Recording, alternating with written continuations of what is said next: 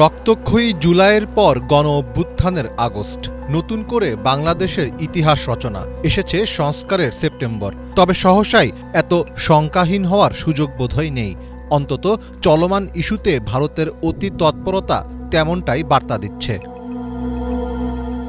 শেখ হাসিনোত্তর বাংলাদেশ নিয়ে ভারতীয় গোয়েন্দা সংস্থার একের পর এক পরিকল্পনা বাস্তবায়ন করছে বলে রিপোর্ট করেছে জার্মানির বন ভিত্তিক সংবাদ মাধ্যম দ্য মিরর এশিয়া। পত্রিকাটির প্রতিবেদনে বলা হয়েছে, বাংলাদেশকে নিয়ে ভারতের প্রথম প্রজেক্ট 1 সেপ্টেম্বর থেকে 30 নভেম্বর পর্যন্ত সময়ের জন্য। এই প্রজেক্টের উদ্দেশ্য হল ডক্টর ইউনূস সরকারের ওপর ইসলামপন্থীরা ভর করেছে এমন বয়ান হাজির করানো। প্রতিবেদনে বলা হয়, বাংলাদেশে আন্দোলনকারীদের সাথে হিজবুত তাহরির সংশ্লিষ্টতা প্রমাণ ও জনগণের মধ্যে ভয় তৈরি করার ব্যাপারে সবচেয়ে বেশি গুরুত্ব দেওয়া হচ্ছে। এক্ষেত্রে টার্গেট করা হচ্ছে তরুণ বামপন্থী নেতাদের। ইতোমধ্যে মার্কিন বিরোধী 3 জন বামপন্থী সাবেক ছাত্রনেতার সাথে দিল্লিতে কর্মরত একজন সাংবাদিক দীর্ঘ সময় কথা বলেছেন বলেও জানানো হয়। প্রতিবেদনে আরও বলা হয়, এই মুহূর্তে ভারতের অগ্রাধিকার হল তরুণদের কোনো দল গঠনের সুযোগ না দিয়ে বর্তমান সরকারকে অস্থিতিশীল করার চেষ্টা চালানো। ইতোমধ্যে রয়ের অভ্যন্তরে একটি উপগ্রুপ তৈরি করা হয়েছে, যার কাজ হচ্ছে বাংলাদেশের এই মিশন সম্পন্ন করা।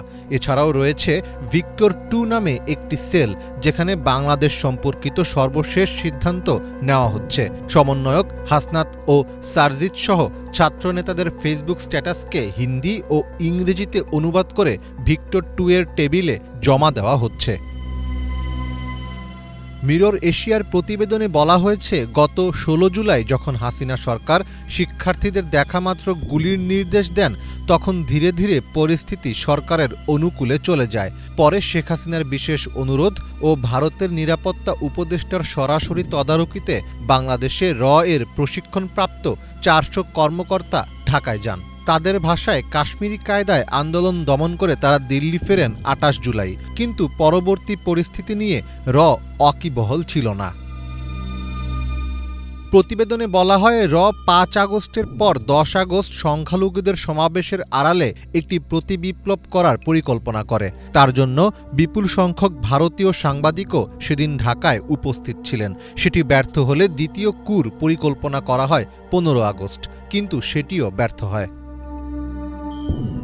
রিপোর্টে বলা হয়েছে, হাসিনা বর্তমানে ভারতের অভ্যন্তরীণ গোয়েন্দা সংস্থা ইন্টেলিজেন্স ব্যুরোর সুরক্ষিত একটি ভবনে থাকছেন। সেখানেই বিভিন্ন হাই প্রোফাইল মিটিং করছেন তিনি।